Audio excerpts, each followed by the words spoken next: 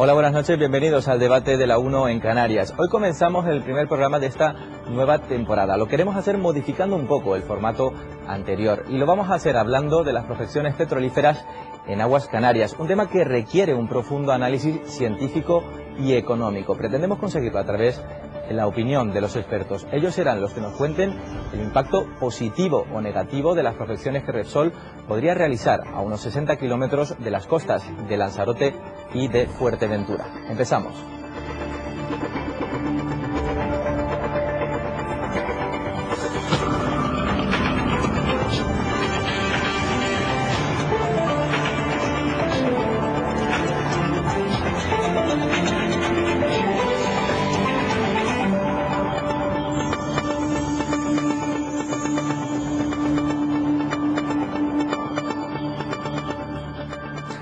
En la mesa de nuestro debate esta noche, aquí en el debate de la 1, nos acompañan 7 contertulios, 7 invitados, que pasamos ya a presentar, 7 invitados que nos darán una opinión muy diversa sobre prospecciones petrolíferas. A mi derecha se encuentra el señor Javier Moro, él es responsable de exploración y producción de Repsol en España. Señor Moro, muy buenas noches.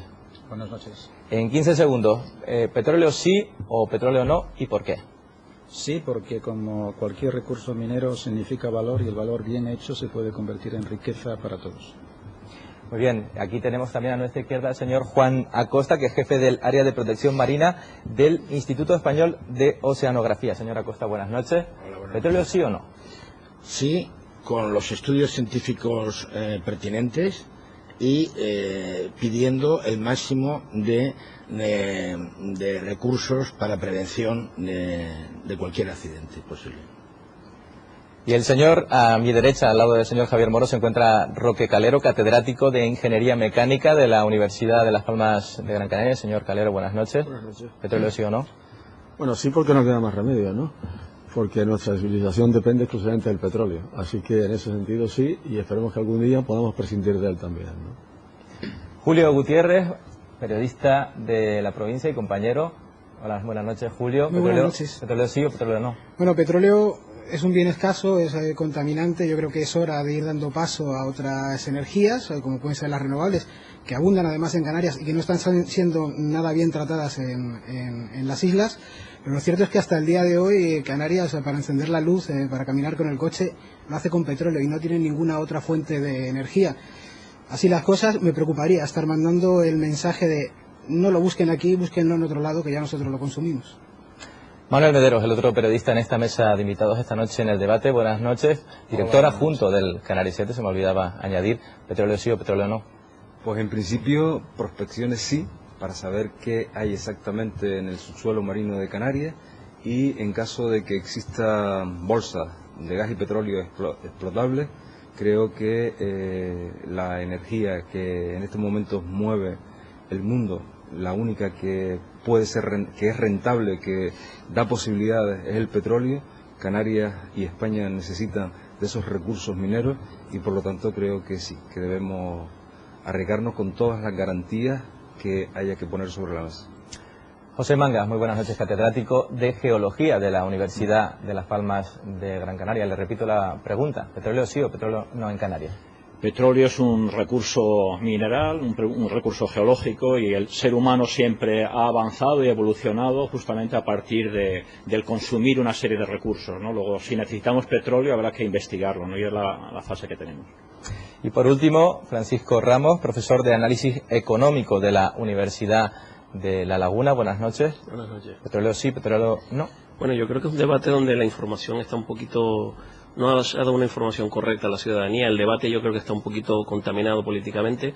Yo creo que hay que saber si hay petróleo o no, y una vez que se sepa y en qué condiciones, y si hay seguridad de que esto no va a afectar a las Islas Canarias y que además la riqueza que se genere también tenga impacto en las Islas Canarias, yo en principio sería partidario de extraerlo, pero repito, siempre y cuando hayan las condiciones mínimas de seguridad y se dé la información correcta a la ciudadanía, que creo que no se ha dado.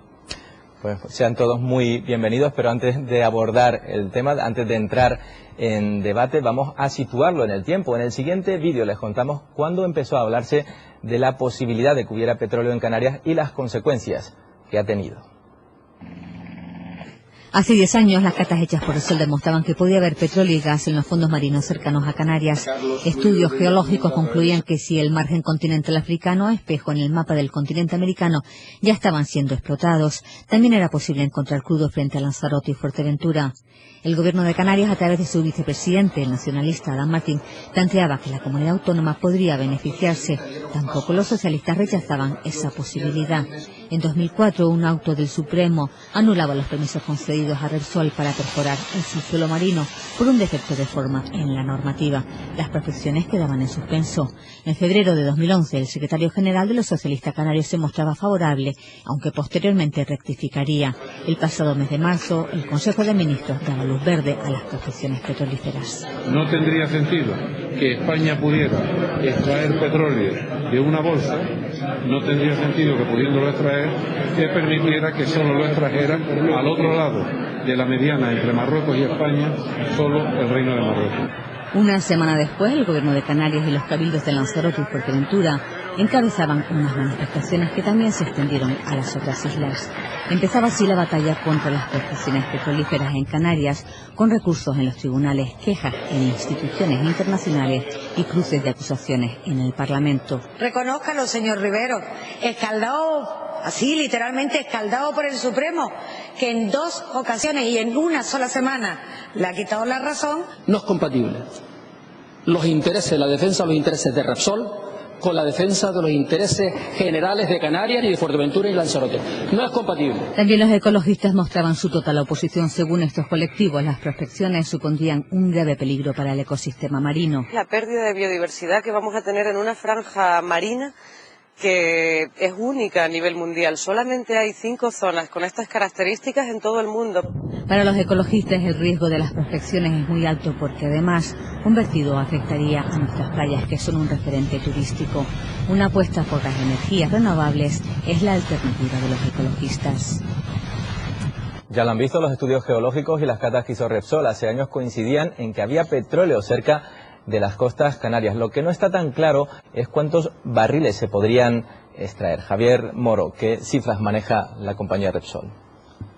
Bueno, en el hipotético caso de que haya petróleo, que aún no sabemos y no sabremos hasta que se haga el primer sondeo prospectivo, hemos logrado ver a través de unas fotos del subsuelo que hemos realizado, una especie de ecografía del subsuelo, estructuras o receptáculos de acumulación que las mayores podrían contener 200 o 300 millones de barriles, y hemos identificado varias estructuras con esta capacidad.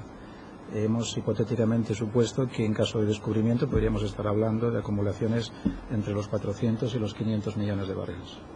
Roque Calero, ha habido estudios sobre este tema. ¿Qué posibilidades reales hay de que haya petróleo? Bueno, los estudios yo no, evidentemente no los he hecho, ¿no? Sé que antes que Repsol se hicieron otras sísmicas, como saben, ¿no? A mí la referencia más próxima que tengo es Mauritania, ¿no? Mauritania en 2001 declara ya que tiene petróleo y empieza las prospecciones. En 2006 inician las prospecciones con 75.000 barriles día, creo entender. En el año 2011 están sacando 7.000 barriles día. Por tanto, ese yacimiento mauritano, que está próximo, se ha desplomado. La pregunta que yo haría al representante de Repsol es si piensa que aquí podría ocurrir lo mismo, ¿no? Es difícil de sacar la bola de cristal e intentar adivinar el futuro. Lo que nos indica nuestros estudios es que no sería el caso. Lo que nosotros llamamos el sistema petrolífero, es decir, la explotación o la forma en que se ha llevado a cabo la acumulación del lado en que está el gobierno de Marruecos explorando, no sería el mismo que nosotros estamos siguiendo en el caso de las aguas de exclusividad económica aquí cerca del archipiélago. Es un concepto distinto, y siendo un concepto distinto seguramente no se llegaría a ese grado de agotamiento tan prematuro que están teniendo en la zona marroquí. Desde el punto de vista geológico, señor Mangas, ¿qué probabilidades hay de que haya petróleo? Canarias, estamos muy cerca del margen continental africano, ¿no? Y si nos fijamos un poco en el mapa que habéis puesto ante por televisión, pues veis que donde ahora mismo hay explotaciones petrolíferas, que podemos empezar por África del Sur, ¿no? Angola, hay perforaciones y explotaciones de petróleo, y es el margen continental, ¿no? Seguimos hacia arriba, Guinea, en Guinea hay también explotaciones de petróleo. Seguimos avanzando, ya no hay mucho más hacia adelante. Bueno, hay también, como se ha comentado ahora, Mauritania han empezado, ¿no? Pero si nos vamos para el otro lado del Atlántico, son márgenes continentales, y está el Golfo de México, justamente con explotaciones, bajamos Venezuela, seguimos bajando Argentina y Brasil. Luego, en los márgenes continentales de nuestro océano del Atlántico hay muchas probabilidades de encontrar posiblemente petróleo, pero hay que buscarlo y hay que ver si hay con calidad y cantidad adecuada. ¿Cuáles son esos tiempos que tiene previsto Repsol para buscar petróleo ahora mismo? ¿Cuál es la cronología? Bueno, a nosotros nos quedan aproximadamente 3 años dentro de lo que es el periodo de concesión de investigación, de los 6 que componen el total del periodo, y dentro de estos, que ya son un poco menos, ¿no? Porque ya hemos agotado ya una cantidad casi la mitad de este periodo, ¿no? Nos queda por hacer una cosa fundamental, y es que después de los estudios previos que hemos hecho, regionales, para entender si ha habido generación de petróleo y también para intentar entender si se ha producido una acumulación explotable económicamente, nos queda probar nuestra hipótesis, que es que pensamos que esto es posible a través de un sondeo que llega hasta esa acumulación, nosotros llamamos roca almacén, y efectivamente verificar que se ha producido una acumulación en cantidad y en calidad económicamente explotable. Esto no lo haríamos antes del 2014, el primer sondeo, el segundo lo haríamos a continuación, por lo tanto probablemente nos llevaría ya al año siguiente, al 2015. Manuel Medero. Las distintas intervenciones que he oído a personal de Repsol siempre me parecen que son ustedes bastante que tienen reparos a la posibilidad de que exista ahí bolsas de petróleo, son bastante pesimistas. Yo no sé si esto es una postura que adopta Repsol ante la polémica que ha generado en Canarias o responde realmente a los estudios que ustedes tienen, porque los que yo he visto que ustedes han hecho públicos hablan de un 20% de posibilidades, que es un 10% más de lo que habitualmente permite realizar una inversión y una exploración. Somos prudentes, al contrario, yo creo que somos muy optimistas, porque cuando uno apuesta 2 de cada 10 hay que ser muy optimista para apostar. Lo que sí somos es prudente, somos muy prudentes porque sabemos que aplicando la estadística, y bueno, la verdad que nosotros, no tengo que decir, nos vanagloriamos de que estamos mejorando esa estadística últimamente, pero bueno, la estadística mundial indica que en un 20% de los casos se tiene éxito. Éxito en el sentido de encontrar y tener unas cantidades y calidades suficientemente buenas como para que anime a una explotación comercial. Y esto ocurre 2 de cada 10 o 1 de cada 5. Por tanto, cuando uno apuesta así hay que ser optimista. Yo puedo decir que la gente de geociencias es por naturaleza optimista. Lo que sí es que somos muy prudentes, porque sabiendo que lo normal es que fallemos, en un caso en particular seguramente acertaremos en general, porque por eso intentamos hacer que funcione la ley de los grandes números. Intentamos hacer un número suficientemente elevado de sondeos para que alguno de ellos nos salga positivo. Podrá ser aquí en Canarias o podrá ser en otros lugares del mundo. Pero lo cierto es que no podemos intentar vender una realidad que aún no hemos probado, porque quizás estuviésemos creando falsas expectativas. Esto es lo que nos hace ser muy prudentes.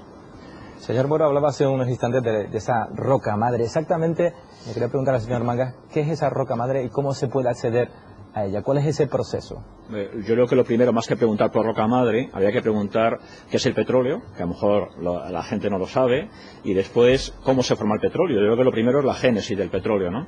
Aunque la gente no lo sepa, el petróleo, que fíjate que son hidrocarburos, lo dice la palabra hidrocarburo, hidrógeno y carbono, eso se forma justamente por la fauna y la flora que está en el océano. Es el fitoplancton y el zooplancton que está ahora mismo en el océano. Entonces, ¿qué es lo que sucede? Ese fitoplancton y zooplancton, que son cantidades, podríamos estar hablando de 20 billones con B, de toneladas de materia orgánica que se acumula cada año en el océano, eso se ha ido acumulando los últimos 200 millones de años desde que el océano Atlántico se ha formado.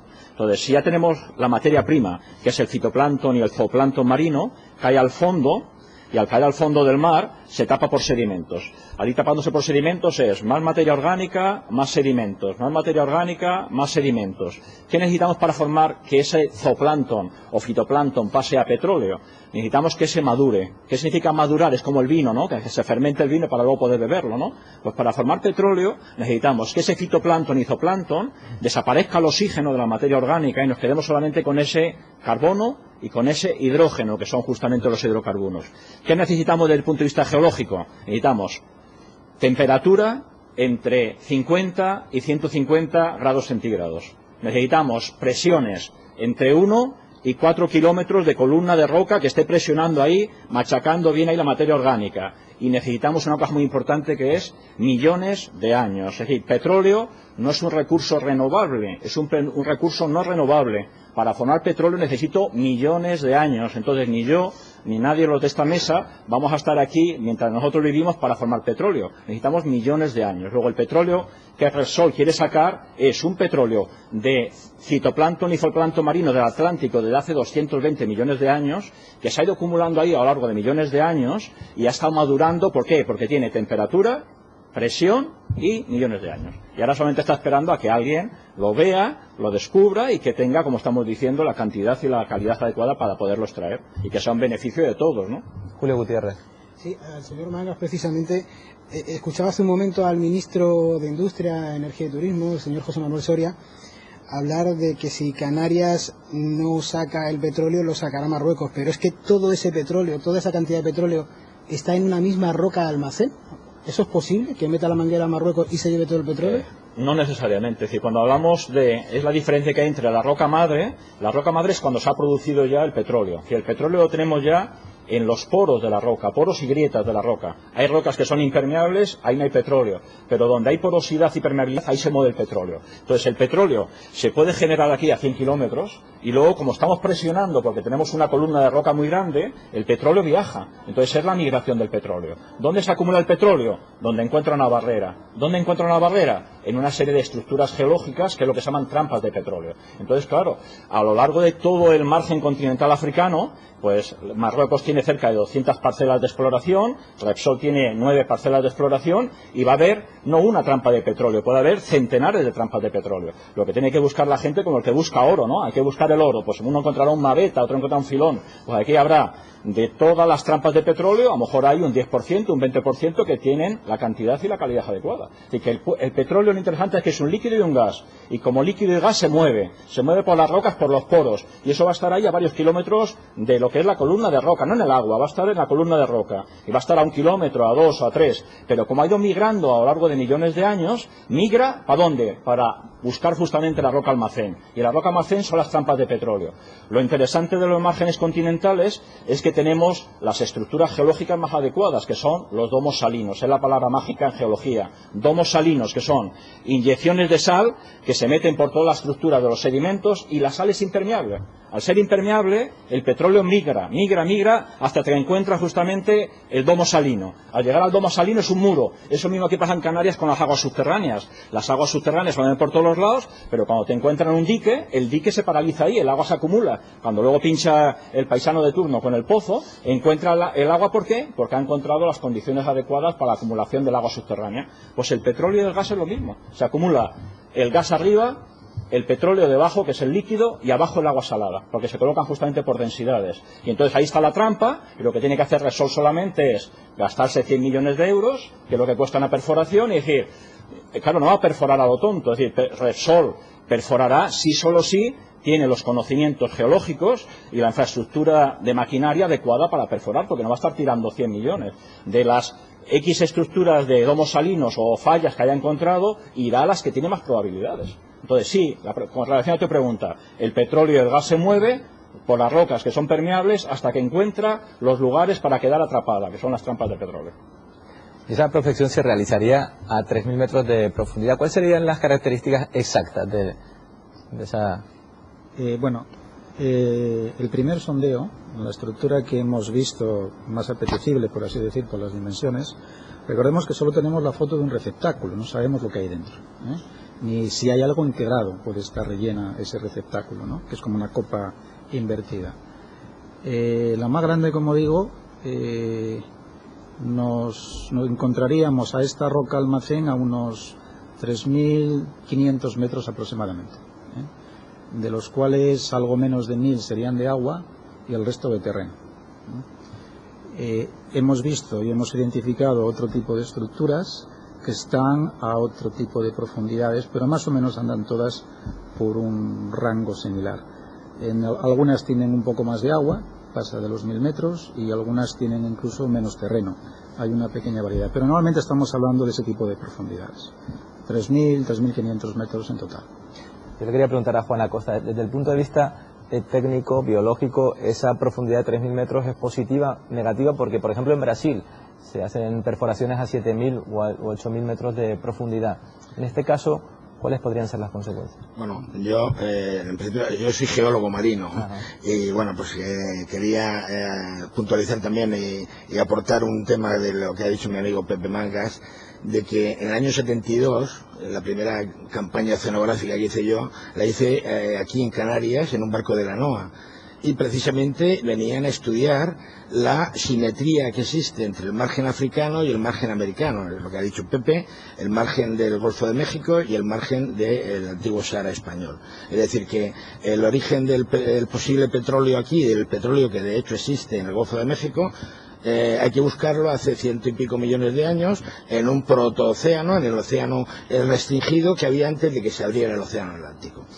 Respecto a la pregunta que me haces de la profundidad de la capacidad de perforar, creo, bueno, lo pueden contestar mucho mejor el representante de Repsol. Yo creo que está superado los 1.000 metros de agua.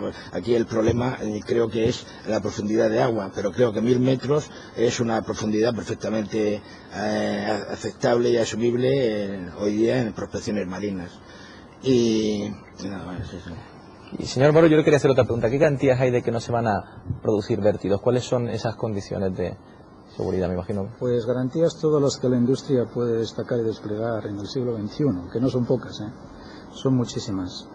Y más que tecnología, que es la que hay, yo creo que es un poco la forma de hacer las cosas, ¿no? La forma en que uno aplica la tecnología. Ahí nos podemos diferenciar unos de otros. Nosotros nos hemos propuesto, y lo hemos hecho como filosofía de la casa, que allá donde vayamos, y al menos aquí en lo que es el territorio español, el Estado español, aplicar las normas más exigentes que hay en la industria. Y esas normas son las noruegas. Entonces, tomamos Noruega como un ejemplo a seguir, y es lo que hacemos y lo que queremos hacer. ¿Cuál es la diferencia entre una plataforma y un barco de posicionamiento? ¿Cómo se va a hacer ese...? En realidad, no hay una gran diferencia conceptual. En realidad, siempre lo que estás teniendo es algo que flota, porque esas profundidades de agua no se puede anclar en el fondo. Se podría, pero bueno, lo normal es que se quede uno flotando, y la estructura que flota puede tener formas distintas. Las hay que tienen forma de barco, que tiene una gran ventaja porque al ser barco permite moverse de un sitio a otro con facilidad, y hay otras, como hasta ahora ha habido aquí en el puerto. Ahora solo queda una, ya se ha ido este fin de semana. Una de las más grandes en su época fue récord de tamaño, ¿no? La Eric Rauder, que por cierto, entre paréntesis, nosotros la contratamos para perforar en Cuba ya hace casi 10 años. Como decía, es otro tipo de estructura, es como un gran catamarán sobre dos grandes patines, y tiene una gran ventaja en el sentido de que es más estable cuando está quieta, pero le cuesta mucho moverse, Entonces necesita barcos que le ayuden. Entonces tienen sus ventajas y sus desventajas cada una de ellas, pero lo cierto es que finalmente lo que tienes es algo que flota y todo una maquinaria encima que te permite hacer un sondeo. Roque Calero, no sé si nos puede añadir algún dato sobre las posibles consecuencias, cuáles los riesgos mecánicos de una prospección de ese tipo. Bueno, yo no puedo hablar mucho de los riesgos mecánicos, ¿no? Habría que entrar en detalle de cómo se perfora desde la superficie, en qué consiste la perforación, los lodos que traen, los detritus, cómo se limpian los lodos, se vuelven a introducir, etcétera, etcétera. Es un discurso amplio que seguramente le interesaría más verlos en mi imagen, ¿no?, que en mis palabras, ¿no? Pero ya aprovechando que tengo el turno de palabra, quisiera comentar algo respecto a lo que dijo él antes, ¿no? Yo insisto mucho en que tenemos que liberarnos cuanto antes de la losa del petróleo, ¿no? Porque es un combustible que se termina. Cuando antes comentaba él que había una posibilidad de, yo creo que, no sé si optimistas o no, de unos 500 millones de barriles, tengo que decirles a ustedes que en el supuesto, por redondear, lo que fueran 1.000 millones, que se hablaba también de 1.000 millones, pero sí se lo dividimos por el consumo diario en la población mundial, para que se te hagan una idea, son 12 días de consumo de petróleo en el mundo. Por tanto, cuando se perforan en estas condiciones, es que realmente la situación es límite o próximo al límite. Y por tanto me interesa mucho resaltar ese asunto, ¿no? Francisco Ramos. Bueno, yo quería también decir, cuando se dan datos así, que la gente no, a mí me gusta relativizarlos, ¿cuánto supondría en el mejor de los casos sobre el consumo nacional? Porque es lo que España importa, todo el petróleo prácticamente, lo poquito que hay de Tarragona, ¿cuánto supone sobre el petróleo nacional? Y también me gusta relativizar, es decir, con respecto a las tecnologías, digamos, el estado del arte en profundidad y el riesgo que eso tiene, lo que hay previsto aquí, en que, digamos, comparativamente hablando, está en situación de mucho riesgo, poco riesgo, es algo que ya la tecnología ha superado. Lo digo porque hay que dar datos, digamos, en términos absolutos, pero también relativos. Es decir, es muy peligroso, es una tecnología puntera, es, digamos, algo que el riesgo está bastante asumido y hay sitios en el mundo donde hay casos similares. El riesgo es medio-bajo. Este tipo de sondeos, 1000 y pocos metros de agua, incluso en algún sitio menos, está hace mucho tiempo muy superado.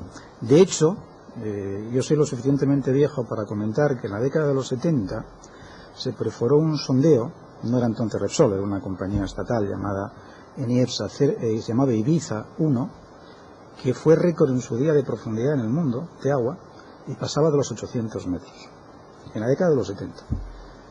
Y recientemente acabamos de poner en producción 2 sondeos en el área de Tarragona, en la plataforma Casablanca, a unos 40 y pocos kilómetros del delta, y esos 2 sondeos están por encima de los 700 metros de profundidad. Es una cosa corriente en el mar, hoy hablar de 1000 metros es hablar de nada. Hoy las máximas profundidades estamos hablando de 3000 metros y más, ¿no? Y diríamos esta es la frontera, pero realmente esto de las fronteras no son realmente fronteras tecnológicas, son fronteras técnicas más que tecnológicas. La tecnología existe, lo que, digamos, le pone un cierto límite es la economicidad de la aplicación hasta ese tipo de profundidades. Implica una serie de requerimientos y de requisitos que empiezan ya a ser muy pesados económicamente. Pero, por ponerlo en contexto, hoy hemos perforado, Repsol y muchas otras compañías en el Golfo de México y Brasil, pozos cerca de los 3000 metros de profundidad de agua y profundidades totales superiores a los 6000 metros, ¿no? O sea que... Manuel Medero. Sobre la producción nacional, perdón, ¿cuánto supondría en el caso más optimista aproximadamente? Porque si eran 140.000 barriles, como decía al principio, eso era casi el 11% de la producción, del consumo nacional. Pues efectivamente, es decir, si fuera esto, si realmente, ¿qué sería una cosa de ocurrir? Es decir, si encontráramos petróleo, no sería descabellado pensar que estaría en este tipo de volúmenes. Sí, podría significar del 10% de la factura que hoy paga España en el petróleo por importación. Manuel Medero. Sí, yo quería preguntar si el riesgo en la prospección, el riesgo de derrame, que es el riesgo que se puede producir en la prospección, es idéntico al de la extracción, es menor, y si tienen algún tipo de estadísticas a nivel mundial de qué porcentaje y en qué medida, o sea, técnicamente, ¿cuándo se puede producir un derrame? La respuesta es no tiene nada que ver. Una cosa en la investigación, el riesgo es cero. En ese sentido, porque no va a extraer petróleo. O sea que en este momento, cuando se pinche para saber si hay petróleo, es riesgo cero. Prácticamente no hay ningún riesgo porque no está en fase de extracción. Cuando uno pasa a la fase de extracción, habrá por tanto un flujo continuo de petróleo y de gas a presión y temperatura. Ahí sí habrá una posibilidad de que esto pueda ocurrir y por tanto todos los diseños y todas las estructuras que se crean son muy distintas a las que se emplean en la fase justamente de investigación. Por este motivo, porque el pozo exploratorio lo que quiere es llegar al almacén y ver si hay petróleo, extrayendo muestras, y el pozo de producción lo que quiere es crear un caño que produzca petróleo durante 20 o 30 años. Entonces los requerimientos y las exigencias son completamente distintas. Es mucho más exigente en el caso de extracción que en el caso de investigación por este tipo de motivo. Julio Gutiérrez. Sí, señor Moro, la economía canaria ahora mismo está prácticamente paralizada, salvo por un lado, que es el 30% más o menos del PIB de Canarias, que es el turismo, ¿no? Buscamos petróleo y pueden pasar dos cosas, que todo vaya bien y tenemos ese turismo más el petróleo, ¿no? o que falle algo. Entonces nos quedamos sin la única actividad que ahora mismo da de comer a Canarias y probablemente sin el petróleo por ese error, ¿no? No hace tanto que se produjo el vertido en el Golfo de México, ¿no? En las dimensiones que se produjo, ¿no? Una de las catástrofes en todo el mundo, de las más grandes, ¿no? en la historia. ¿Por qué debemos pensar que aquí estamos a salvo de que ocurra algo así? ¿Qué garantías tenemos? Por un motivo muy sencillo, porque lo que va a hacer Repsol es hacer las cosas bien y aplicar las cosas bien. Esto puede parecer... Señor Moro, dígame algo más técnico porque... Bueno, en el caso del Pozo del Golfo de México no fue un accidente. No ha sido un accidente. Es decir, ha sido un evento que ha ocurrido porque se han hecho las cosas mal. Ha habido gente que sabía que estaba incurriendo en riesgos no aceptables y así todo lo hizo. ¿Qué se hizo mal? Sería largo de explicar, pero lo que se hizo mal es la forma de hacer las cosas. No se emplearon las mejores prácticas de la industria, ni siquiera las normales. Se siguieron atajos desaconsejables y desaconsejados por un tema puramente económico. Y, bueno, les sobrevino este problema encima. Claro, nadie piensa que le va a ocurrir, pero es como que cruza la calle y no mira si viene un coche. Entonces le pueden atropellar. Y hablando de calles y coches, la probabilidad de que un evento como este, accidental, ocurra, pues es probablemente lo mismo. Y además, de hecho, estadísticamente me hablaban de números, de probabilidades, que yo no creo mucho, porque es lo del medio pollo. Pero bueno, por ponerlo en contexto, sería la misma probabilidad de que saliendo de nuestra casa nos atropellara un coche. Entonces dice, mire, pero yo voy a mirar, no me va a atropellar. Y es que Repsol mira antes de cruzar la calle. Lo que pasó en el caso de Macondo es que cruzaron la calle sin mirar. Francisco Ramos, petróleo, turismo... Vamos a ver, decir así sin más que es incompatible, pues claro, el que sea compatible no depende de las condiciones de seguridad. El turismo hoy en día supone en Canarias, entre efecto directo e indirecto, prácticamente un 33, un 34%. Los efectos económicos que puede tener el petróleo, a lo mejor tenemos más tiempo para verlo, pero en principio, mucha de la industria que va a extraer el petróleo no tiene nada que ver con gente que viva ni que se forma en Canarias, son empresas especializadas que vendrán de fuera. Entonces ya como una primera pregunta, a mí me gustaría saber, Repsol, exactamente si tiene alguna idea de qué tipo de actividad económica generaría en Canarias y si tiene algún estudio de impacto, porque los datos los tendrán ustedes en las universidades canarias y en los sitios de investigación. No se sabe cómo yo puedo tener un dato para saber cuánto influiría esto en el PIB de Canarias o no, pues depende de tantas cosas cuya información no la tenemos en Canarias. Entonces me gustaría saber esta información y después hablaremos si quieren del canon petrolero, que es importante también. Bueno, yo en estos casos podría poner muchos ratios, ¿no? Pero últimamente pongo un ejemplo que ha ocurrido hace pocos días y creo que es más sencillo y permite a la gente escalar, ¿no? Escalar el volumen del impacto económico que puede tener una nueva actividad, porque lo que no podemos olvidar que esto lo que genera es una actividad completamente nueva, ¿no? En el archipiélago. Hemos puesto, como digo, en producción 2 pozos en la zona de Tarragona. Entre los dos producen unos 6.000 barriles, para poner en contexto, contra los otros 100 o 150. Ha costado 120, en inversión, 120 millones de euros. Un caso de una acumulación de 400, 500 de millones, estaríamos hablando entre 50 y 100 veces más. Estaríamos hablando probablemente del orden de 10.000 millones de inversión de euros. Y como digo, por tanto, es un proyecto chiquito.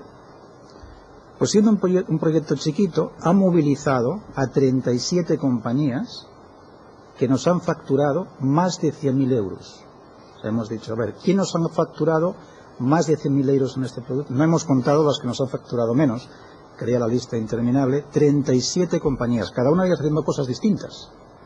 O sea, no es que esto sea pues un monocultivo de una sola actividad, son 37 compañías de distintas actividades. Pero la gran noticia es que la mitad tenían carnet de identidad español. Esa es la gran noticia, y muchas de ellas catalanas. ¿Qué quiero decir con esto?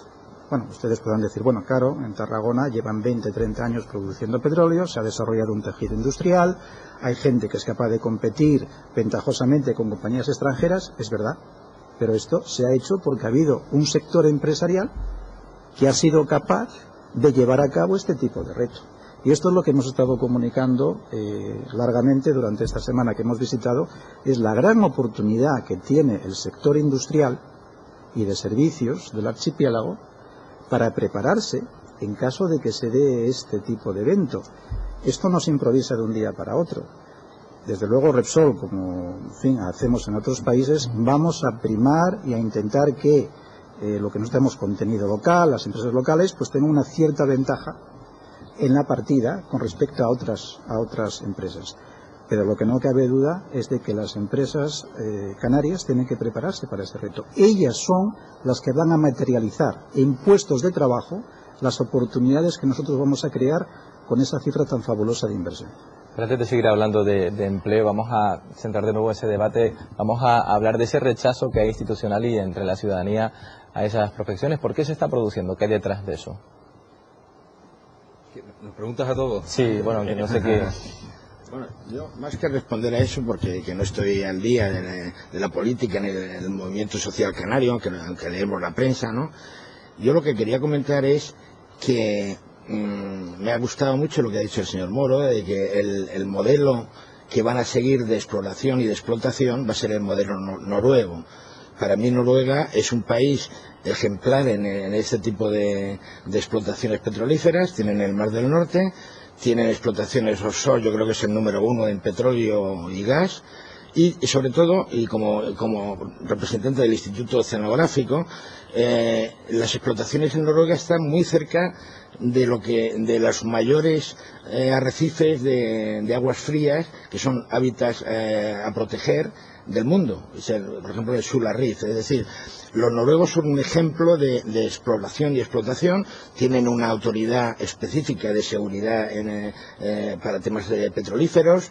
Sé que han integrado incluso al sector de pesca en sus labores auxiliares, y sobre todo, y el profesor de economía a lo mejor está más informado que yo, creo que el gobierno noruego lo que hizo fue crear un fondo con los beneficios del petróleo que permiten a vivir a Noruega, a la sociedad noruega, ser una sociedad envidiable, que yo apostaría que ya firmaría yo porque Canarias y España se aproximaran un poco. ¿Cuál es ese fondo, Francisco? Sí, bueno, digamos que con el dinero que genera el petróleo, porque no olvidemos que el propietario último del petróleo es el Estado.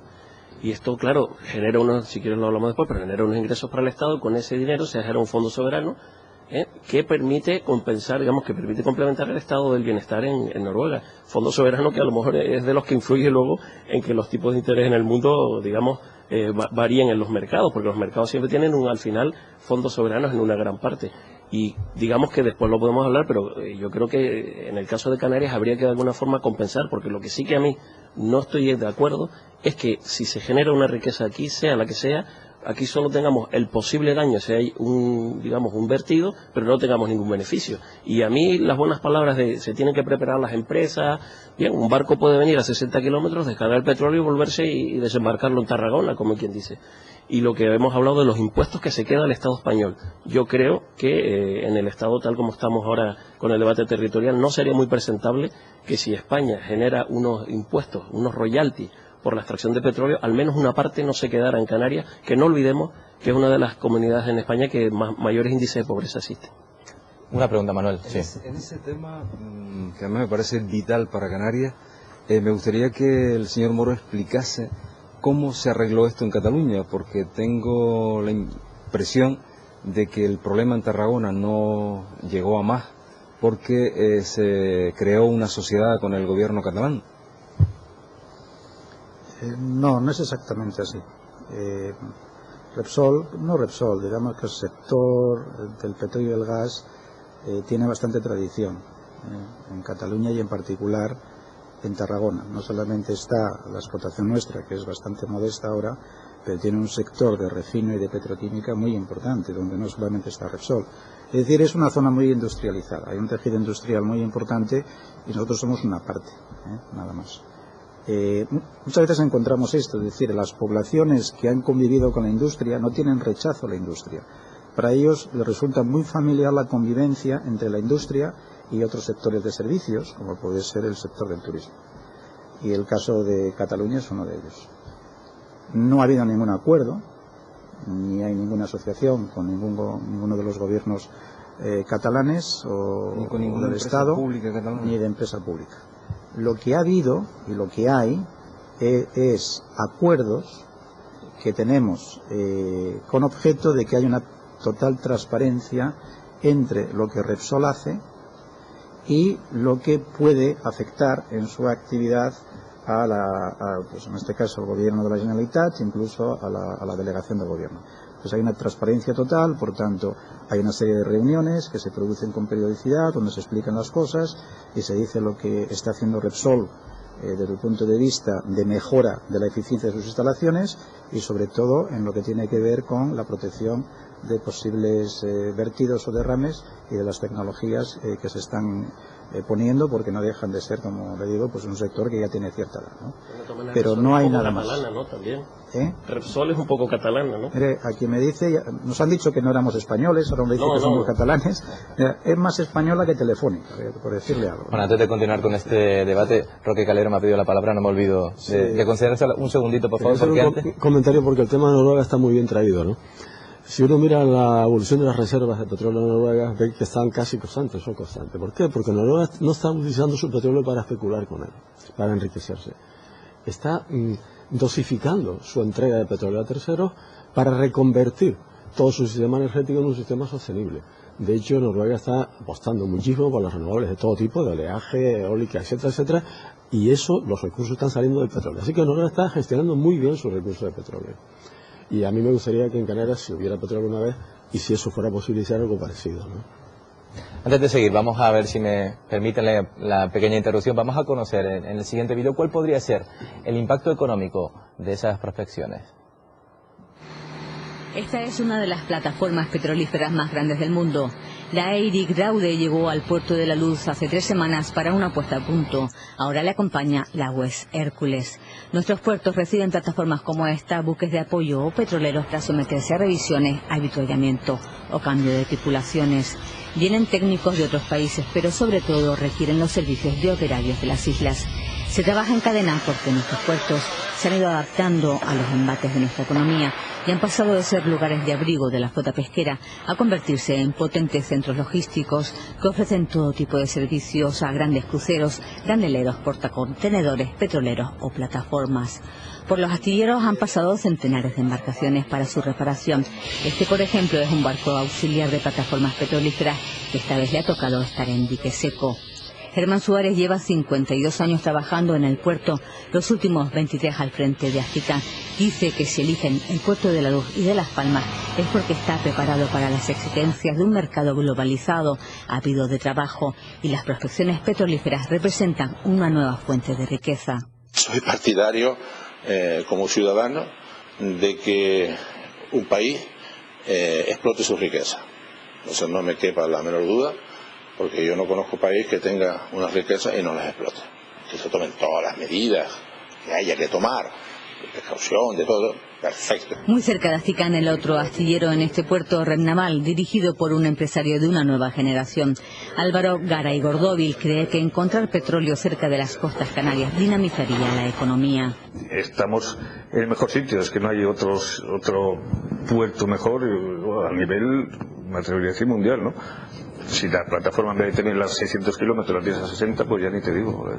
Yo creo que incluso podrían surgir hasta nuevos empresarios o con nuevas empresas. Según un estudio de Repsol, por cada millón de euros que se invierte en el sector se generan 4 o 5 puestos de trabajo, y esta compañía calcula que invertirá entre 6.000 y 7.000 millones de euros. Javier Moro, le quería hacer una pregunta. ¿Cuántos puestos de trabajo, cuál puede ser el impacto económico de esas prospecciones en Canarias? Y una cuestión que ha salido mucho a debate, ¿ese dinero se quedaría aquí? ¿Iría en parte a su empresa?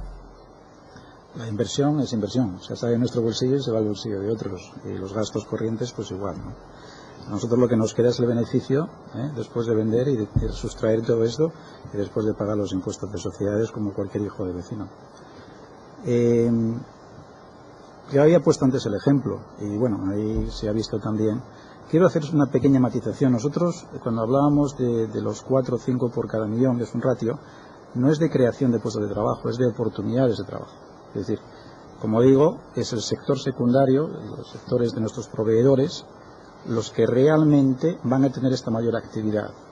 Si existen nuevas empresas o existen empresarios, estos son los que van a materializar esos nuevos puestos de trabajo. Evidentemente, si quien viene es una empresa extranjera que ya los ha creado, esto no es una creación de empleo neto, ¿eh? El empleo neto se produce cuando es el empresario local el que te va a dar este servicio en lugar de un extranjero en competencia. Y por eso digo, de nuevo, Repsol no tiene una varita mágica. Repsol invierte y esta gran oportunidad es la que puede materializar estas oportunidades de trabajo en puestos de trabajo locales. Como digo, nosotros podemos promover y ayudar a que sea aquí y no en otro sitio. Hay muchas formas de hacerlo para que de alguna manera pues el empresario, si no local, por lo menos de la zona, tenga una pequeña ventaja de salida. Porque al final, bueno, somos una empresa que no puede dar las cosas así como así a dedo, ¿no? Pero bueno, siempre se puede dar un cierto apoyo al empresario local. Pero nosotros no somos el empresario local, nosotros no somos una empresa integrada verticalmente. Nosotros lo que hacemos es poner dinero y que esos otros empresarios sean capaces de utilizarlo bien, y si lo hacen bien y son locales, pues lógicamente es una nueva actividad y por tanto son nuevos puestos de trabajo. No sé si existe algún cálculo, Francisco Ramos, ese tipo de...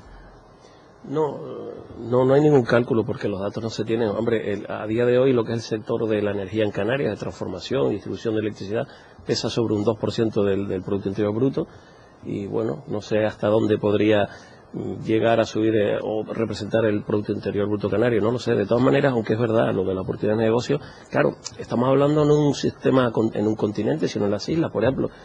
Si uno puede también decir, bueno, pues en la medida de lo posible las reparaciones se van a hacer en puertos canarios o el abastecimiento también, eso sí es decisión de las empresas que van a hacer las proporciones, abastecimientos de todo tipo, si se hacen en puertos canarios o no, y eso sí son decisiones que queramos o no, están desde arriba dirigidas, ¿no? Y ahí sí se puede intervenir de alguna manera, porque tal y como está hoy en día la economía canaria, el tamaño de la empresa canaria, ponerla a competir así sin más con el exterior, pues en fin, partimos un poquito en desventaja, ¿no?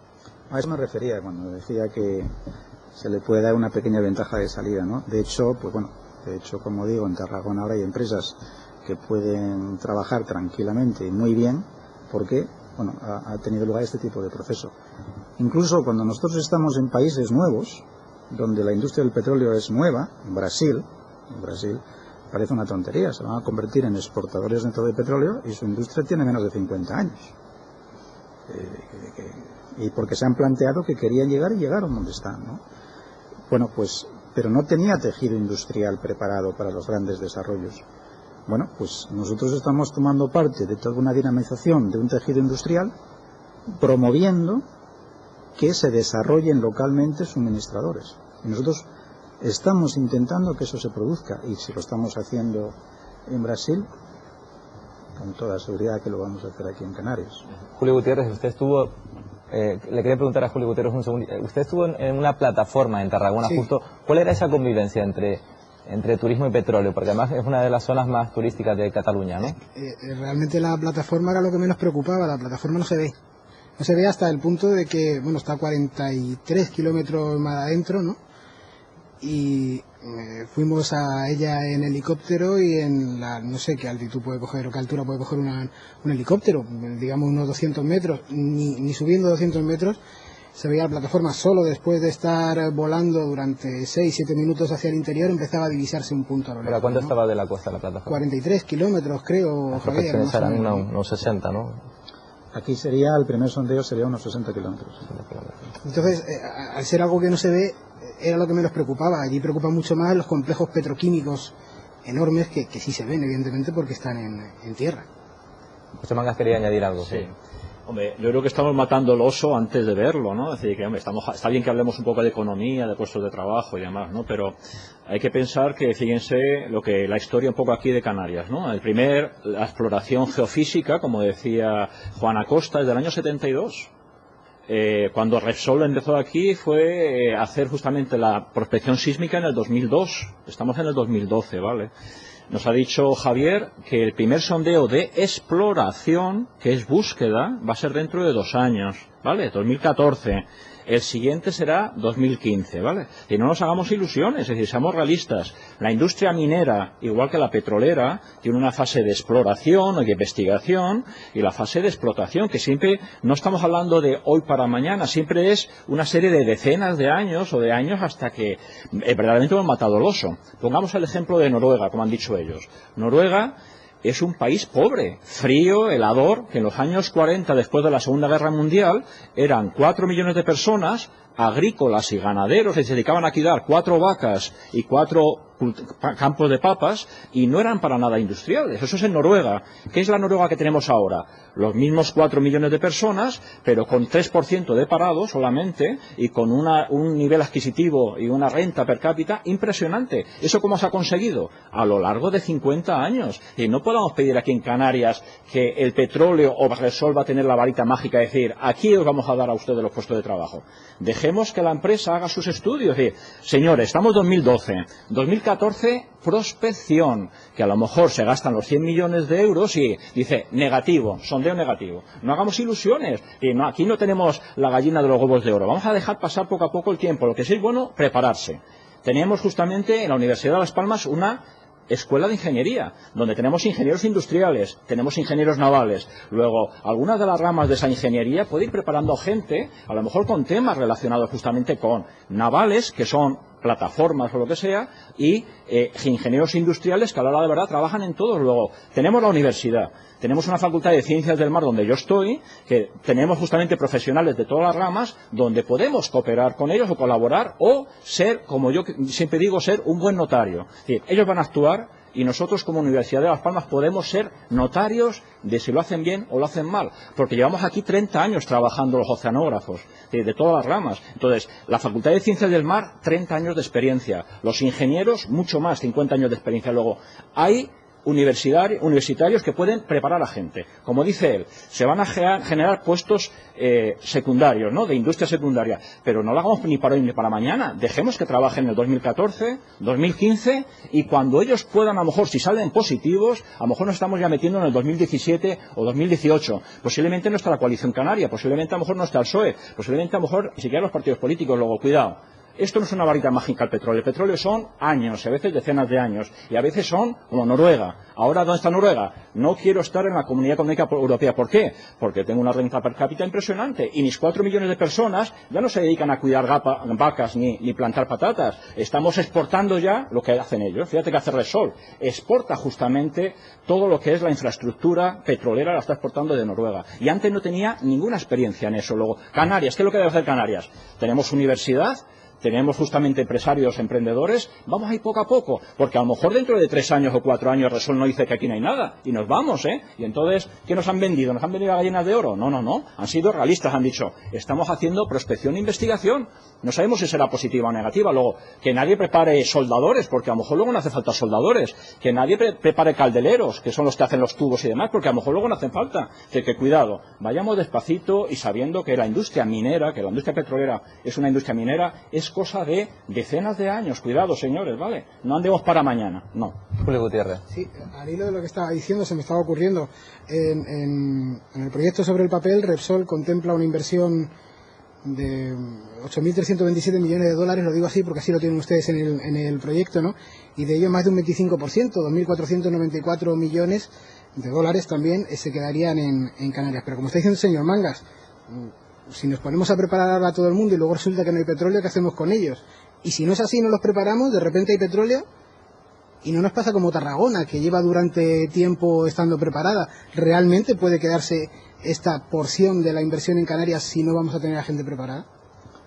Bueno, como decían y muy bien, esto lleva sus tiempos, esto no ocurre de un día para otro. Los periodos son muy largos y da tiempo a todo, ¿eh? Si en el 2014 o 15 tenemos suerte y hay un descubrimiento interesante, hay un periodo bastante largo que da tiempo a todo el mundo a ponerse al día para intentar unirse a nuestra actividad. Un desarrollo como puede ser este que yo estaba comentando, de entre 300 y 500 millones de barriles, son mínimo de 8 años. Entonces, por rápido que queramos ir, seguramente no habrá petróleo hasta el 2020, el primer petróleo. Por tanto, hay un horizonte suficientemente amplio para que se espere a que se vea si efectivamente existe una acumulación suficientemente grande y prepararse y sobre todo dimensionarse, porque ya no solamente es prepararse, también hay que dimensionarse, es decir, también tiene que ser en número, cuántos, aparte de qué tan buenos, ¿no? Sé que yo no me preocuparía por esto, yo dejaría que las etapas fueran ocurriendo una a una, y cuando se descubra petróleo, como les decía, no es que estemos vendiendo la piel del oso antes de matarlo, es que el oso no ha nacido todavía. Entonces dejemos que nazca y luego ya le mataremos. Juan Acosta, quería añadir algo. Sí, yo no sé, como no sabe nadie en esta mesa, si Repsol va a encontrar finalmente petróleo o no. Ojalá sí encuentre petróleo. Pero lo que hay un tema que ha dicho Pepe Mangas que yo creo muy interesante, que es la investigación. Yo en la primera intervención que ha hecho digo, sí, por supuesto, la explotación de un recurso como es el petróleo, pero haciendo la suficiente investigación. Me refiero a eso porque, bueno, pues aquí hay muchos movimientos ecologistas pensando que puede impactar en zonas puede ser perjudicial para zonas de gran riqueza de biodiversidad.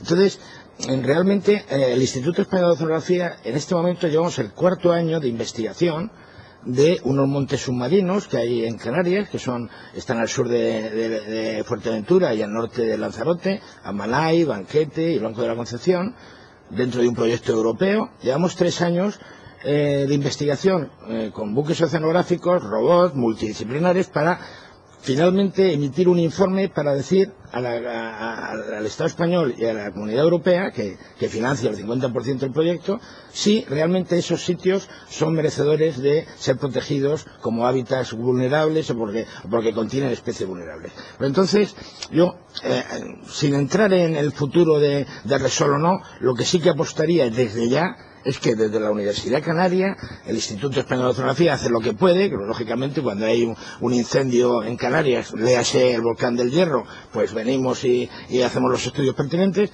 pero que eso no se deje, ni sea función o no de que Repsol pueda explotar o no pueda explotar petróleo.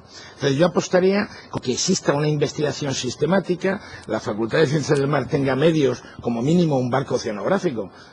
Un archipiélago como Canarias no tiene un barco de uso exclusivo para el archipiélago. Eso es lo que sería interesante tanto para Repsol como para Canarias y para España en general. Saber lo que hay ahí, en el fondo, en el canal del profesor Fuster que bautizó así un colega mío, creo que de Repsol, de Venceslao Flores. Francisco Ramos. No entiendo mucho.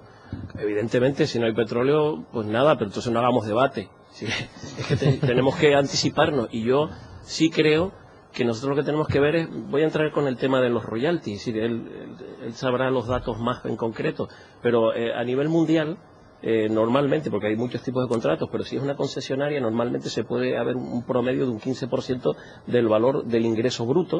Es decir, un barril de petróleo cuesta, imagínense, $100, pues un 15% es el canon que se queda al Estado. Bien. Lo que estaba diciendo antes Roque Calero, es decir, sobre ese dinero, que podríamos también ver qué se puede quedar en la Comunidad Canaria, se pueden crear fondos, pues fondos para investigar las energías renovables, pues fondos para prever si hay un accidente, qué medios tenemos los canarios, porque somos los que después nos va a afectar el turismo, para adelantarnos a si hay un accidente, qué medios vamos a tener. Entonces, evidentemente, claro, si no hay petróleo no ocurre nada, pero bien que dijiste que la universidad que vaya preparando, hombre, claro, las universidades canarias, hablo en plural, tienen gente muy válida que puede intervenir en estos debates, pero es verdad que no podemos vender ninguna piel del oso, pero yo creo que si tenemos un modelo previsto para si hay petróleo, cómo va a beneficiar a la sociedad canaria, podemos venderlo a la sociedad canaria, porque si no, yo como canario, a mí me dicen que esto no va a repercutir en nada Canaria, y si hay algún problema, el turismo se acaba, yo soy el primero que salga a la calle y digo, no quiero petróleo en Canarias. Se mangas por alusiones. Por eso hay, yo creo que informar es lo mejor, ¿no? Y fíjate que el programa que estamos llevando hoy, fíjate lo que dice petróleo, ¿no? Petróleo. Siempre petróleo y Repsol, ¿no? Pero que tendrá su problemática si solo sí hay una explotación de ese recurso, ¿no? pero nos estamos olvidando que aquí por el archipiélago canario están pasando continuamente petroleros, pero no se pueden hacer ustedes una idea de la cantidad de petroleros y de las millones y millones de metros cúbicos de petróleo que están pasando justamente por el archipiélago. Es decir, siempre pensamos, explotación de petróleo de Repsol que nos va a hacer daño a Canarias. Hombre, yo llevo 30 años aquí en Canarias, ¿no? Entonces digo, muy bien, es decir, vamos a ver qué pasa ahí, pero cuidado porque es que día a día y noche a noche están pesando sus petroleros. En el momento que haya un accidente de un petrolero, yo no sé, porque lo desconozco, no sé si están aquí los sistemas adecuados para prevenir. Que cuando un petrolero se rompe, imagínense que chocan dos petroleros aquí en el norte de Tenerife, en el norte de Gran Canaria, al pasar por aquí, o chocan con una baliza, o chocan con un lo que sea, el caos que se nos puede formar aquí en el archipiélago es impresionante. Es decir, que estamos hablando de petróleo, pensando siempre en la explotación de petróleo de Repsol, y no sabemos si el gobierno de Canarias, con las infraestructuras que tienen los puertos, si tiene los condicionantes. Primero, barreras físicas. ¿Cuáles son las barreras físicas? Poner flotadores, poner barreras químicas, espumantes, lo que sea. Es decir, eso está en los puertos. ¿Cuántas toneladas de espumantes tiene ahora el puerto de Las Palmas de Gran Canaria? No lo sé. Si el accidente surge esta noche, todo el mundo está pendiente de la tormenta que vamos a tener aquí. Pero imagínense que hay un accidente de un petrolero. Entonces, dejemos que vayan poco a poco los años pasando mientras se hace la exploración y la explotación. Lo que yo pido como canario que vivo aquí, yo quiero que mi gobierno de Canarias tenga las medidas físicas y químicas de atenuación en el caso de que haya un accidente de petroleros de los que están pasando continuamente por aquí. Porque somos un lugar de paso. Y después todo lo demás, porque después, además de eso, porque si no es el problema de siempre, vivimos del turismo, pero si hay un accidente mañana y el gobierno no está preparado, tanto el gobierno nacional, porque claro, eso le correspondería al gobierno nacional, no solamente al gobierno regional. ¿Tiene aquí las medidas adecuadas para, en el caso de que haya un accidente que puede surgir en cualquier momento? Es lo que yo me pregunto todas las noches cuando digo, ¿habrá mañana un accidente? ¿Estaremos preparados para que el petróleo no se vaya después a cualquier playa? Porque por los estudios que hemos hecho en la Facultad de Ciencias del Mar, cualquier gota de petróleo que esté por ahí, aunque esté en el norte de Tenerife, debido a que tenemos justamente los remolinos aquí al sur de las islas, aunque esté ahí el petróleo en el norte de Gran Canaria, el accidente esté ahí, al final repercute en Maspalomas, repercutirá justamente en los cristianos, repercute en el hierro, es decir, al final se inunda todo de petróleo, debido a los remolinos que tenemos. Yo quisiera hacer algunas observaciones. En primer lugar, hay dos formas, creo yo, de explotar los recursos petroleros, desde el punto de vista de quién ostenta la propiedad del recurso. Hay recursos petroleros estatales, caso de Noruega, y el resto en general son recursos que son explotados por empresas privadas. Un poco como la cacería en alta mar, la pesca en alta mar, ¿no? En el que se puede no pagar royalties, me gustaría que aclarar este asunto un poco, porque eso es una cuestión crucial, ¿no? En segundo lugar, yo si hiciera una lista de los posibles beneficios de una explotación petrolera en las posibilidades de Canarias, posiblemente me saldrían muy pocas cosas. Más allá de un simple mantenimiento de algunas plataformas que puedan venir aquí obligatoriamente o no, o de suministrar recambios que vienen de Alemania y los suministras a través de un helicóptero que tiene sede aquí, o yo que sé, simple catering, ¿no? Yo, en la situación del archipiélago, no veo muchas más cosas que esas, ¿eh? Por tanto, a mi juicio, las repercusiones van a ser, sinceramente, muy ligeras en cualquier caso. Ya me gustaría a mí, ¿no? Creo que algunas opiniones han sido muy optimistas respecto a lo potencial de las universidades canarias para solventar este asunto. Creo que no es así, desgraciadamente no es así.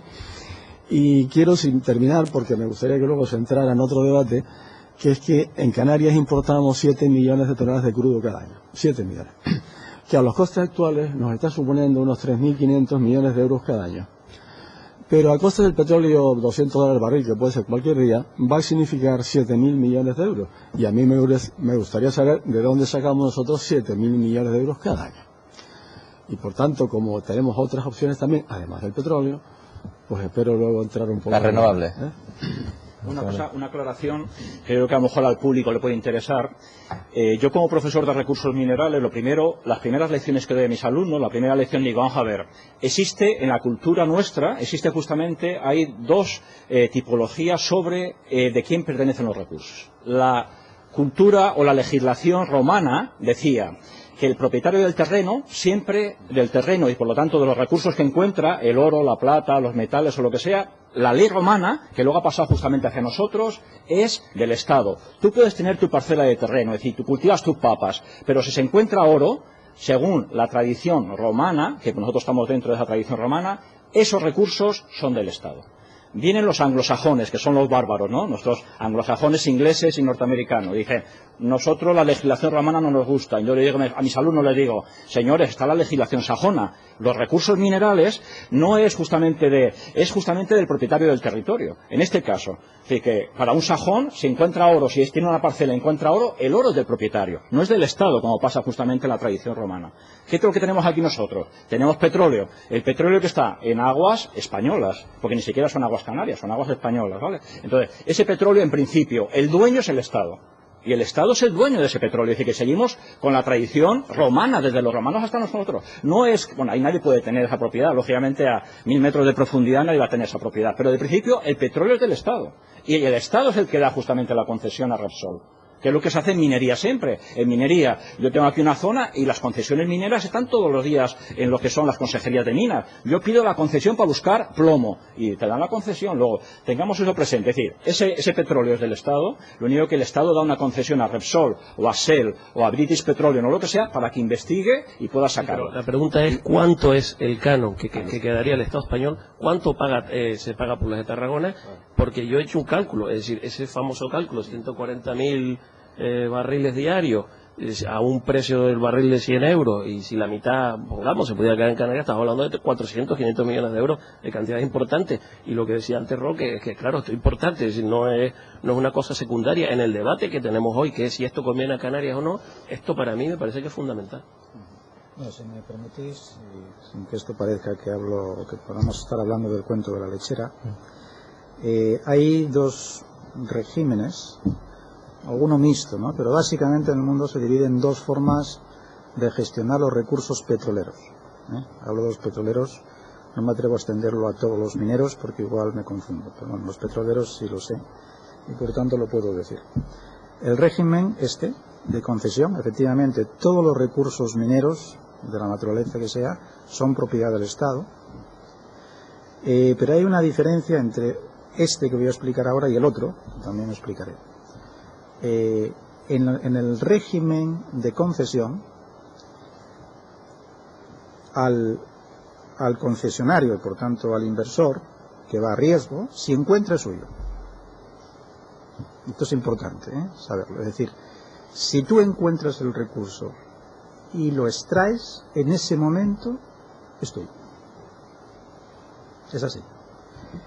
Y esto lo aplican todos los países de la órbita de la OCDE, con alguna excepción, básicamente. Digamos, es el principio de la iniciativa privada. Arriésgate y si ganas, el premio es que es tuyo. Luego hay otro que es distinto, que el recurso es suyo inicialmente y cuando se extrae también. Sigue siendo del Estado. Normalmente intermediado o instrumentalizado por alguna empresa nacional petrolera, pero sigue siendo del Estado. Y claro, ¿dónde está la iniciativa privada? Y dice, bueno, oiga, yo me arriesgo, me meto, gasto, y mi producto de mi esfuerzo y de mi inversión es suyo, ¿a mí qué me queda? Entonces ellos dicen, bueno, no se preocupe, yo le voy a dar todo lo que usted ha gastado, tanto si ha sido inversión, siempre que haya sido positiva en la exploración, tanto si va usted a invertir para extraer, y todo lo que usted se gaste durante la etapa de explotación y de extracción. Yo solo voy a dar todo el dinero, usted me demuestra, yo le voy a controlar, que todo está, y yo se lo voy a devolver. Y además le voy a dar un 10 o un 15%, o un 8 o un 20% en concepto de beneficio. Porque claro, usted viene aquí y algo tiene que llevarse a cambio.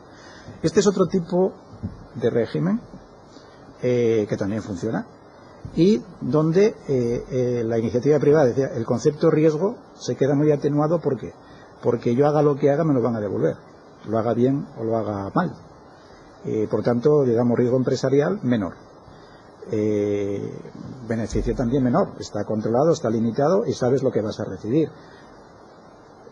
Nosotros, como empresa y muchas otras, estamos trabajando en las dos partes y nos viene bien las dos. Son, digamos, dos reglas del juego distintas. Alto riesgo, alto retorno, bajo riesgo, bajo retorno. Y las dos funcionan. ¿Quiénes están del otro lado? Pues todo lo que no es la OCDE. Básicamente ahí están todos los países del entorno islámico o musulmán. Y esto tiene su historia. O sea, esto tampoco es porque ellos hayan decidido que este era el modelo que querían. Era simplemente porque se basaba en que la tierra para este tipo de culturas es impensable que sea de un extranjero. Y el producto de la tierra es impensable que sea de un extranjero. Pues no puede ser de un extranjero. Y recordemos que el extranjero básicamente eran los americanos en Arabia Saudí. Entonces, este tipo de contrato realmente fue Estados Unidos el que generó este tipo de instrumento para que pudiera seguir llevándose el petróleo, porque claro, como digo, el gasto y la inversión se la daban en especie, no en dinero, en especie, es decir, le daban en petróleo.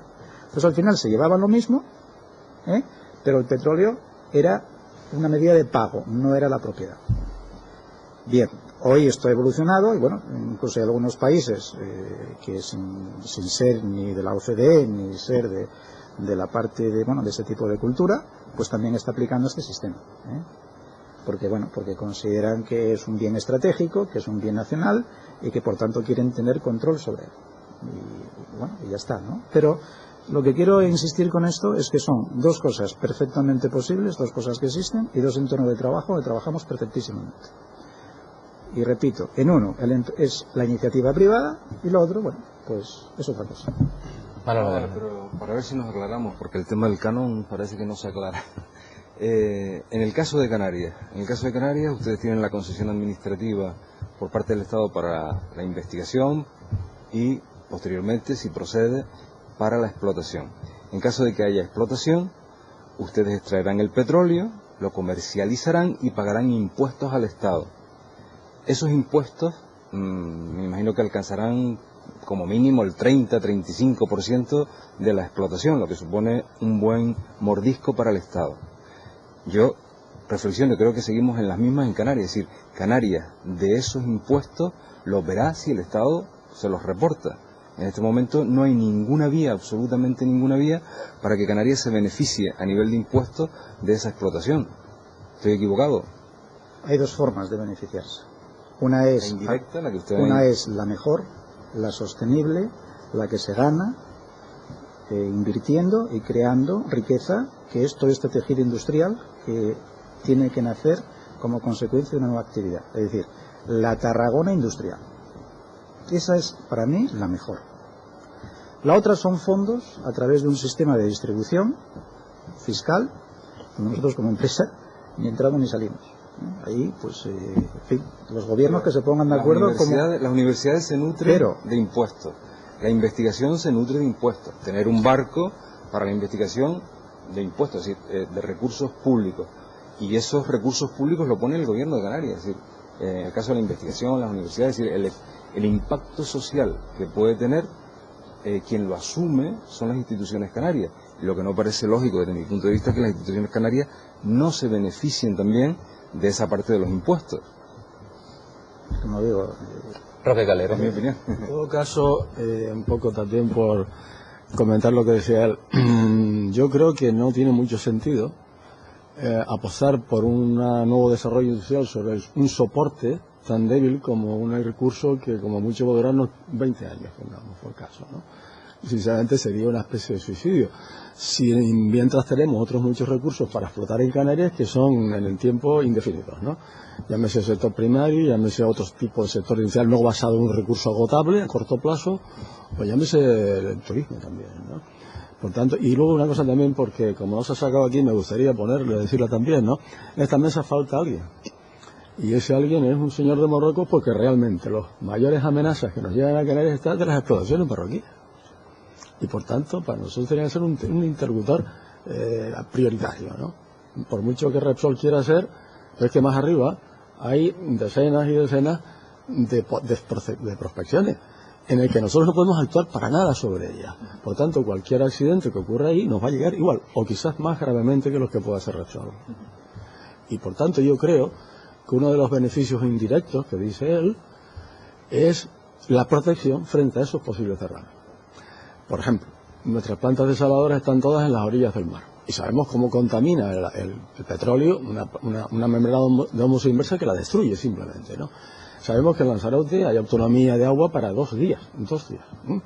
Por tanto, creo que es exigible por parte del Gobierno de Canarias o quien sea que nos garanticen un suministro de agua a Lanzarote, yo qué sé, de 3 meses, mientras podemos arreglar la planta desaladora, por ejemplo, o que se pongan tomas en diferentes puntos de la isla, o como decías tú antes, que haya ante 10 helicópteros dispuestos a actuar a la primera, etcétera, etcétera. Por esa vía, buscando por esa vía, creo yo que tendríamos un valor añadido mayor, quizás, y desde luego una protección más segura. Juan Acosta, ¿qué peligros puede suponer el hecho de que se esté prospectando en Marruecos? Bueno, eso es lo que acaba de decir el compañero Roque. Es una pregunta que yo me he hecho siempre, concretamente estuve en contacto con una asesora del Cabildo de Lanzarote, me pidieron información, trabajos científicos que habíamos hecho en la zona de posible extracción de petróleo, y yo le hice una pregunta simplemente, digo, bueno, ¿qué pasa si 5 metros al este de la línea mediana, que es la que de una manera oficiosa se respeta entre el límite de aguas marroquíes y españolas, hay un accidente? El impacto va a ser el mismo y el beneficio para Canarias ahí sí que sería 0. Por lo tanto, yo creo que es un tema de inteligencia el pensar, oye, pues Marruecos no creo que esté esperando ninguna directriz de España ni ningún tipo de salvaguardia en cuanto a protección o a medidas de seguridad. Cuando tenga la mínima posibilidad de explotación lo va a hacer. Creo que los bloques de exploración en Marruecos son 3 o 4 veces superiores en superficie a los de Repsol. Por lo tanto, que alguien me pregunte y me responda esa pregunta. Ellos van a estar desde Tarfaya hasta Idni, creo que es la superficie que tienen de bloques de exploración. En el momento que se pongan a explotar ahí, vamos a ver, y ahí sí que no vamos a tener ningún control tecnológico ni nada de nada, porque ¿En qué fase está en Marruecos la prospección? ¿Están en fase de prospección? ¿Están ya extrayendo crudo? ¿Qué noticias tiene usted desde Repsol? ¿Qué noticias tiene? Aún no están extrayendo crudo, todavía están en fase de investigación. Marruecos tiene una gran ventaja, que es que como tiene continente y cuesta menos investigar en continente, en tierra que en mar, pues han empezado desde tierra hacia el mar, por tanto están quemando etapas, ¿no? Recientemente pues están poniendo algo más de actividad en toda la parte costera, pero están yendo a objetivos someros, son aguas de poca profundidad.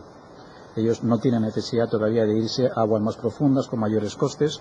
Nosotros lamentablemente no nos queda otra que irnos directamente allí porque, pues como ya he dicho en varias ocasiones y se sabe, es que donde están las islas, aunque sea tierra, pues no hay ningún tipo de posibilidad de que haya petróleo porque son de origen magmático y por tanto pues desaparece todo lo que encuentra por el camino. Con respecto a las medidas de protección, es verdad, seamos nosotros o sean otros los que estén, y ojalá, pues eso quiere decir que hay mucho más petróleo que el que nosotros encontremos y eso va a animar a las empresas a venir a investigar. Quiero recordarles que hemos sido la única empresa que hemos tenido el coraje de venir a investigar a fondo perdido aquí. Podría haber venido cualquiera y Repsol ha sido la única y dice vamos a buscar petróleo en Canarias. Los demás no se han atrevido por los altos costes. ¿Cuánto han invertido ya? ¿Cuánto ha invertido Repsol en Canarias? Pues del orden de unos 30, si mal no recuerdo, pero lo importante no es lo que hemos gastado, sino lo que nos queda por gastar. Son 200. Ayer hemos tenido la mala noticia de nuestra gente de diseño de pozo, nos dice que han subido los precios y que ya que en lugar de 100 nos va a salir por 150 millones el pozo, ¿no? Pero bueno, decir lo que es más lo que nos queda, ¿no?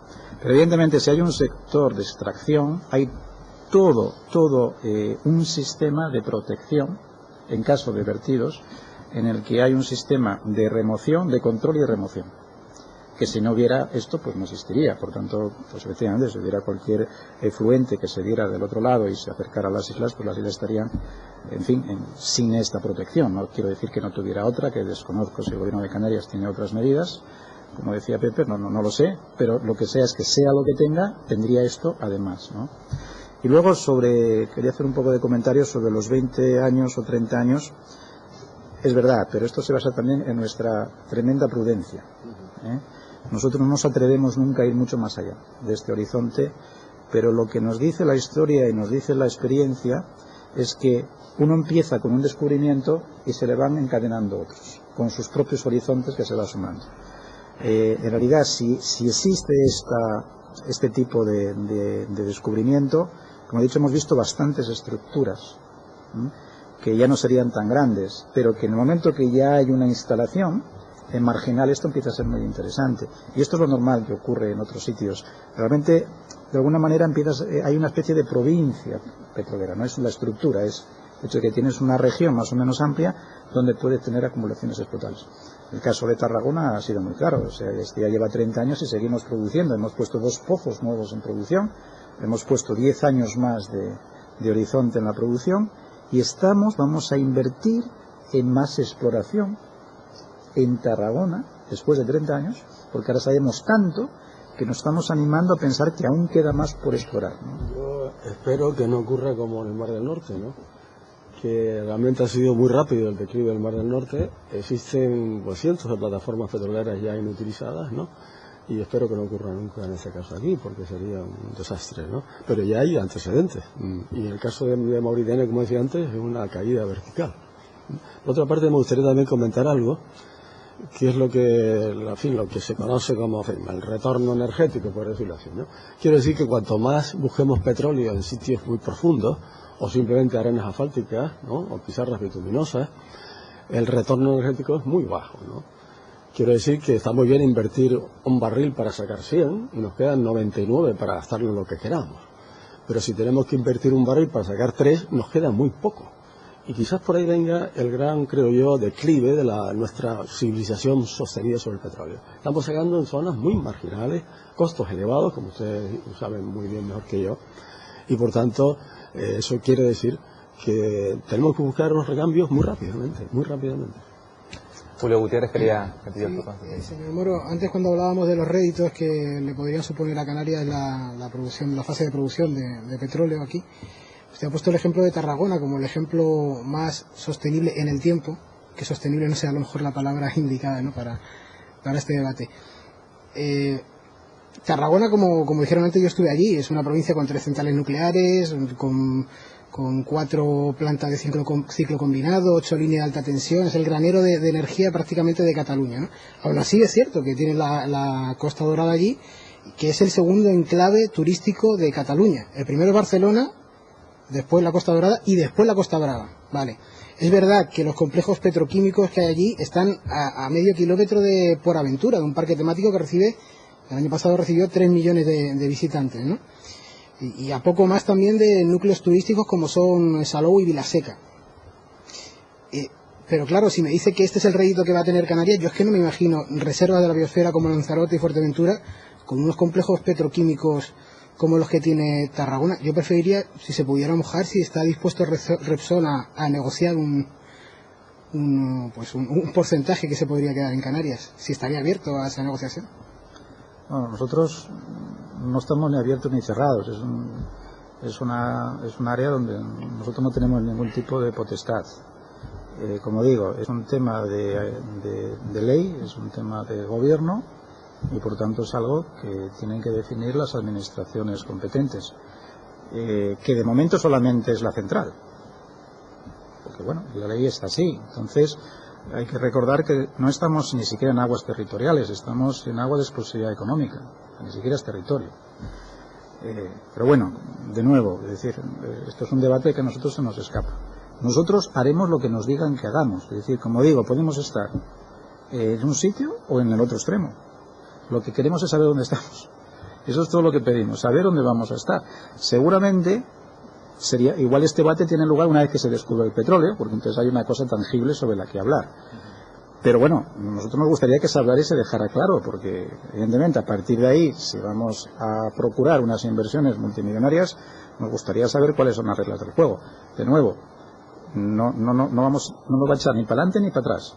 Pero evidentemente cuando uno conoce las reglas del juego, sabe las implicaciones y los costes de las cosas, pues hace sus ecuaciones y si los números salen, y no salen, pues no nos vamos y aquí paz y después gloria, porque tampoco es la primera vez donde se descubre petróleo marginalmente, no paga los costes de extracción ni de desarrollo y no vamos. Parece que tenemos que ya ir concluyendo, así que les rogaría en un minuto que cada uno me condensara la idea fundamental de este debate, si se ha modificado su opinión, Juan Acosta. No, la verdad es que no he modificado mi opinión, pero reitero mi primera intervención. Hay que poner más acento en la investigación científica en Canarias, cosa que resolvería muchas dudas a muchos ciudadanos de las islas. Roque Calero.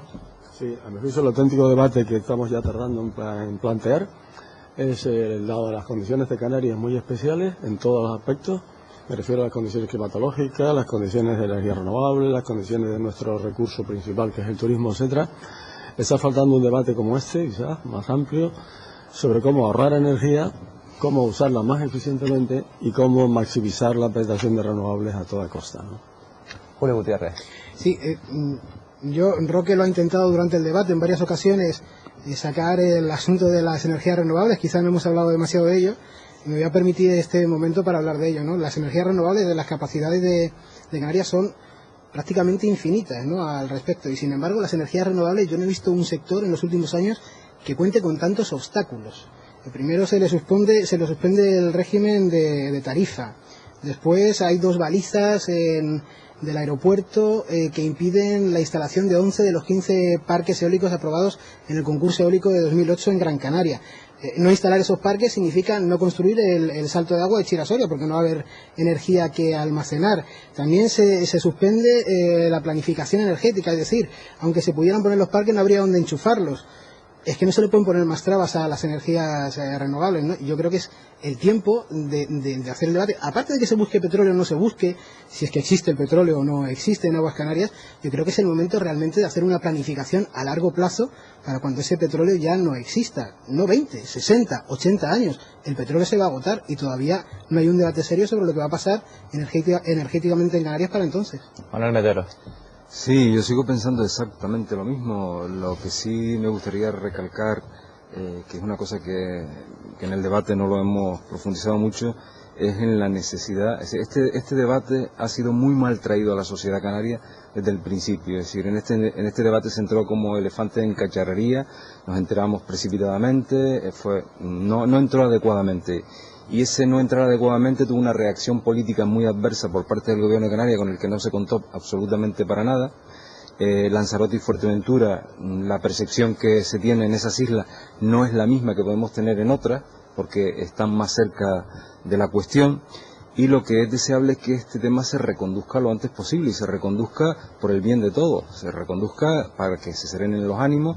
Y la única manera también de reconducirlo es que los canarios, o sea, el gobierno de Canarias, las instituciones canarias, tenga voz y voto en este asunto, y que el Estado se avenga a, de alguna manera, dialogar el tema con el gobierno de Canarias para que las compensaciones que puedan existir o las desgracias que puedan devenir de este asunto las podamos compartir, ¿no? José Mangas, muy brevemente. Muy bien. Yo creo que como profesor universitario estoy a favor de la investigación y del conocimiento, ¿no? Es fundamental, ¿no?, para que avancemos. Entonces estoy de acuerdo en la investigación de las energías no renovables, como puede ser el petróleo y el gas natural, sí también a la investigación en lo que son las energías no convencionales, que en este caso son las no renovables, y que aquí en Canarias tenemos lo que es sol, mar y viento.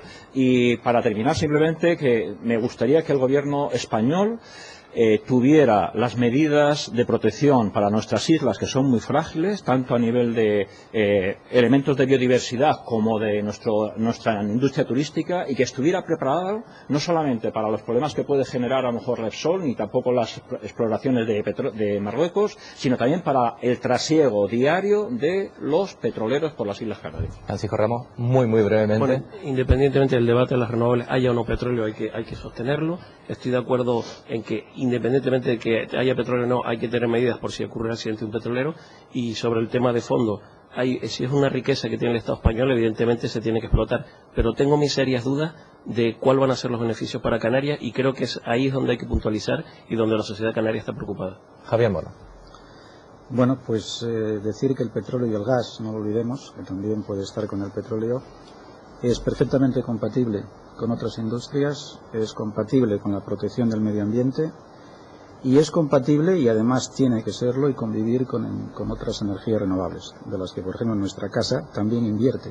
Es decir, quiero decir que no se trata de luchar una cosa contra la otra, una sí, entonces la otra no, sino que todo es posible, y el mundo está lleno de ejemplos de esta convivencia sin ningún tipo de conflicto. Seguro que podríamos hacer 2 o 3 debates sobre este tema, ya veremos si volvemos a retomar el tema. En cualquier caso, muchísimas gracias a todos por acudir aquí Esta noche ha sido un debate intenso e enriquecedor. Nosotros tenemos que despedirnos ya. Les desplazamos a la próxima edición del debate de la 1. Ya saben que a partir de ahora será los miércoles a las 10:30 de la noche. Hasta entonces, adiós.